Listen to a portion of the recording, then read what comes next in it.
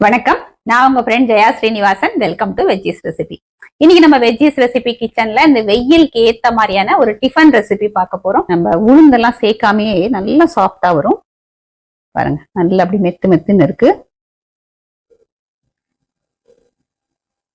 பாருங்க எவ்வளவு சூப்பரா இருக்கு பாருங்க.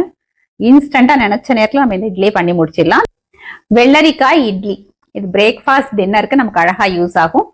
இந்த இட்லிக்காக நம்ம அரிசி உளுந்து ஊற வச்சு அரைச்சி ஃபர்மெண்ட் பண்ற வேலையே இருக்காது. ஈனோவும் சோடாவும் அதுவும் நம்ம சேர்க்க போறது இல்ல. நம்ம வெள்ளரிக்காய் சேர்த்து பண்றதுனால இந்த வெயிலுக்கு குளிர்ச்சியாவும் இருக்கும். பச்சரிசி ரவா நம்ம எப்பயும் பண்ணுவோம் இல்லையா, பிடிக்கொழக்கட்டைக்கு அரிசி உப்புமாவுக்கெல்லாம் உடச்சு வச்சுப்போம் பாத்தீங்களா, அந்த ரவா தான் நம்ம இதுல யூஸ் பண்ண போறோம். அது நம்மளே வீட்டுல உடச்சு வச்ச ரவா இருந்தாலும் சரி, இல்ல கடையில இருந்து நமக்கு இட்லி ரவா அப்படின்னு விலைக்கு கிடைக்கும், அது வாங்கிட்டாலும் சரி. ரெண்டுலயுமே இது சூப்பரா வரும். நான் இன்னைக்கு வீட்டுல உடைச்ச ரவா இருக்கு, அதையே தான் யூஸ் பண்ணி நான் இன்னைக்கு பண்ண போறேன்.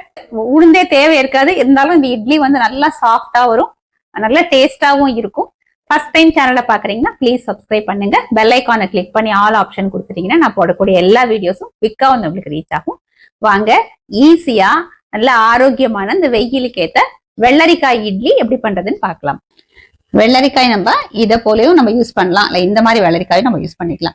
ஒருவேளை நம்ம இந்த வெள்ளரிக்காய் யூஸ் பண்றோம் அப்படின்னா இதோட தோல் சீவிட்டு உள்ள விதை இருக்கும் இல்லையா, அதெல்லாத்தையும் எடுத்துட்டு அதுக்கப்புறம் நம்ம கிரேட் பண்ணி எடுத்துக்கணும். ஒருவேளை இது யூஸ் பண்றோம்னு வச்சுக்கோங்களேன், இது தோல் சீவ வேண்டாம், ஏன்னா நல்லா தின்னா இருக்கும் இதோட தோல். அதே விதையும் ரொம்ப பிஞ்சா இருக்கும். இதை சும்மா துருவி நம்ம எடுத்துக்கிட்டாலே போதும். நல்லா ஃபைனா இருக்கும் இல்லையா, அந்த கிரேட்டர்ல துருவி 2 கப் அளவுக்கு நம்ம எடுத்துக்கணும். வெள்ளரிக்காயை பாருங்க, தோலோட நம்ம மெல்லிசா கிரேட் பண்ணி 2 கப்பு அளந்து எடுத்துட்டு இருக்கேன். ஃப்ரெஷ்ஷா துருவினா தேங்காய் துருவல் 1 கப்பு, ஒரு கைப்பிடி அளவுக்கு கொத்தமல்லி, இதையும் நல்லா இந்த தண்டோடையே வாஷ் பண்ணி எடுத்துட்டு இருக்கேன். 1 இன்ச்சு இஞ்சி தோல் சீவிட்டு இந்த மாதிரி கட் பண்ணியிருக்கேன். 2 பச்சை மிளகாய், இந்த 4ஐயும் சேர்த்து கொஞ்சம் கூட தண்ணி விடாம நல்லா நம்ம கிரஷ் பண்ணி எடுத்துக்கணும், கொரப்பா அரைச்சுக்கணும். இது பச்சரிசி ரவா, நம்ம பிடிக்கொழக்கட்டைக்கு உப்மாவுக்கெல்லாம் கூட நம்ம உடச்சு வச்சுக்கோம் இல்லையா, அந்த மாதிரி ரவா இது 1 கப்பு நான் அளந்து எடுத்துட்டு இருக்கேன். இதுக்கு பதிலா நம்ம கடையில கிடைக்கிற இட்லி ரவா அது கூட நம்ம யூஸ் பண்ணிக்கலாம். ஒரு பவுல் எடுத்துக்கிட்டு அதுல நம்ம எடுத்து வச்சிருக்கோம் இல்லையா பச்சரிசி ரவா, அதை சேர்த்துக்கலாம். இது 1 கப்பு. எல்லாமே சேம் கப்ல நம்ம அளந்து எடுத்துக்கணும். நம்ம அரைச்சு வச்சிருக்கிற தேங்காய், கொத்தமல்லி, பச்சை மிளகாய், இஞ்சி இந்த மாதிரி பாருங்க தண்ணி சேர்க்காம கொரப்பா அரைச்சிருக்கேன். இதை நம்ம அந்த பச்சரிசி ரவையோட சேர்த்துக்கலாம். நம்ம கிரேட் பண்ணி வச்சிருக்கிற வெள்ளரிக்காய் இந்த தண்ணியோடய நம்ம சேர்த்துக்கணும். 1 கப்பு ரவாக்கு 2 கப்பு கிரேட் பண்ண வெள்ளரி. இது எல்லாத்தையும் நல்லா மிக்ஸ் பண்ணிக்கணும். இந்த வெள்ளரிக்காய் ஜூஸ் இருக்கு இல்லையா, அதுல இந்த ரவா நல்லா ஊறிடும். அதே நேரம் நமக்கு அந்த கன்சிஸ்டன்சியும் கரெக்டா வந்துடும். இப்ப இதெல்லாம் தண்ணி எதுவும் சேர்த்து மிக்ஸ் பண்ண வேண்டாம், இது அப்படியே ஊறட்டும். ஒரு 20ல இருந்து 30 நிமிஷம் வரைக்கும் இது ஊறணும். ஒரு தட்டு போட்டு மூடி வச்சிடலாம். 20 நிமிஷம் ஊறியாச்சு. இப்ப பாருங்க, ரவா நல்லா ஊறி இருக்கு. இது நம்ம இட்லி மாவு மாதிரி இருக்காது, கொஞ்சம் கெட்டியா தான் இருக்கும். இதுல தேவையான அளவுக்கு உப்பு சேர்த்துக்கலாம். உப்பு நல்லா மிக்ஸ் ஆகிற அளவுக்கு கலந்து விட்டுருவோம். உப்பு லாஸ்ட்ல தான் நம்ம சேர்க்கணும், ஆரம்பத்திலேயே உப்பு சேர்த்துக்கணும், ரொம்ப தண்ணி விட்டுடும். பாருங்க, உப்பு சேர்த்ததுக்கு அப்புறம் நல்லா மிக்ஸ் பண்ணியாச்சு. இப்பயே கொஞ்சம் மாவு லூஸ் ஆயிருக்கு பாருங்க. இட்லி பிளேட்ல நான் சின்னதா இலை கட் பண்ணி போட்டிருக்கேன். நம்ம எண்ணெயோ நெய்யோ அப்ளை பண்ணிக்கலாம், இல்லைன்னா துணி கூட நம்ம போட்டுக்கலாம். இப்போ நம்ம மிக்ஸ் பண்ணி வச்சிருக்கிறத ஒவ்வொரு பிளேட்லயும் நம்ம போட்டுக்கலாம். ஷேப் நம்ம தான் பண்ணிக்கணும், ரொம்ப ப்ரெஸ் பண்ண வேண்டாம். லேசா இந்த ஷேப் பண்ணிட்டோம்னா அந்த இட்லி ஷேப்ல இருக்கும். தேவையான அளவுக்கு இந்த மாவை எடுத்துட்டு இப்படி லேசா ஷேப் கொடுத்துக்கணும். ஓரங்கள் இப்படி பிசுரா இருக்கு இல்லையா, அந்த மாதிரி இல்லாம இந்த கரண்டியால இப்படி ப்ரெஸ் பண்ணி விட்டுக்கணும். ரொம்பவும் அழுத்தம் கொடுக்க கூடாது. உப்பு லாஸ்ட்ல தான் சேர்த்துக்கணும். உப்பு சேர்த்ததுக்கு அப்புறம் ரொம்ப நேரம் வைக்க கூடாதுன்னு ரொம்ப தண்ணி ஆயிடும். அதுக்கப்புறம் இட்லி பாத்திரம் வச்சு அதுல தண்ணி விட்டுருக்கேன். தண்ணி நல்லா கொதிச்சிட்டு இருக்கு பாருங்க. இட்லி பிளேட்ல நல்லா ஃபில் பண்ணியாச்சு. இட்லி பாத்திரத்துல தண்ணி கொதிச்சிட்டு இருக்கு. இந்த இட்லியை நம்ம ஸ்டீம் பண்ணி எடுத்துக்கலாம். இது வேகிறதுக்கு ஒரு 12ல இருந்து 15 நிமிஷம் ஆகும். இது வெந்ததுக்கு அப்புறம் நம்ம பார்ப்போம். 15 மினிட்ஸ் ஆயாச்சு பாருங்க, நல்லா ஸ்டீம் வருது. மூடியை திறந்து பார்த்துடலாம். ஃபர்ஸ்ட் கிளாஸா வெந்திருக்கு, ஒட்டாம இருக்கு பாருங்க. நம்ம டூத் பிக் கூட குத்தி பார்க்கலாம், கிளீனா வருது. இப்ப ஸ்டவ் ஆஃப் பண்ணிடலாம். இது கொஞ்சம் சூடு ஆறிட்டு நம்ம அதுக்கப்புறம் இட்லி நம்ம சர்விங் பிளேட்ல எடுத்துக்கலாம். இன்ஸ்டன்டா பண்ணக்கூடிய வெயிலுக்கு ஏத்த வெள்ளரிக்காய் இட்லி சர்விங்க்கு ரெடி.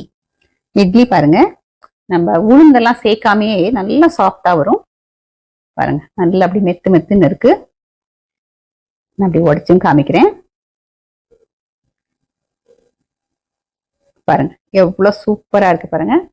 இன்ஸ்டன்டா நினைச்ச நேரத்துல நம்ம இந்த இட்லியே பண்ணி முடிச்சிடலாம். அந்த வெயிலுக்கும் வந்து ரொம்ப நல்லது. நல்ல ஸ்பைசியான ஒரு கார சட்னியோட சாப்பிட்டோம்னா ரொம்ப அட்டகாசமா இருக்கும். இன்னைக்கு பாருங்க, வெங்காயம் தக்காளி சட்னி.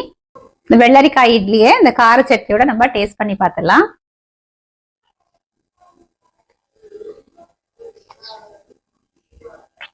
செம்ம சாஃப்டா இருக்கு, நல்ல டேஸ்டா இருக்கு.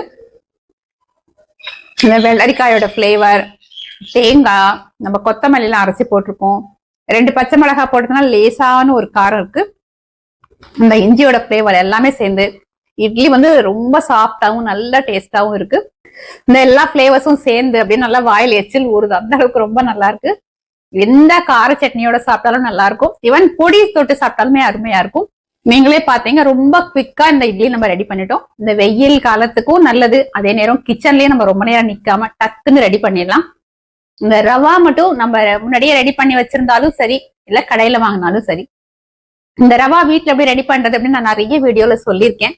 நீங்க கண்டிப்பா பாத்திருப்பீங்க அப்படின்னு நினைக்கிறேன். பச்சரிசியை வந்து நல்லா வாஷ் பண்ணிட்டு துணியில நல்லா காய வச்சிடணும். லேசா ஈரம் இருக்கும் போது மிக்சியில கொஞ்சம் கொஞ்சமா போட்டு பல்ஸ் மோட்ல நம்ம அரைச்சி எடுத்துக்கிட்டோம் அப்படின்னா நல்லா ஃபைன் ரவா நமக்கு கிடைச்சிடும். அது பல்ஸ் மோட்ல அரைச்சோம்னு வச்சுக்கோங்களேன், ரொம்ப மாவாகாது, அதனால நம்ம சலிக்க வேண்டிய அவசியமும் இருக்காது.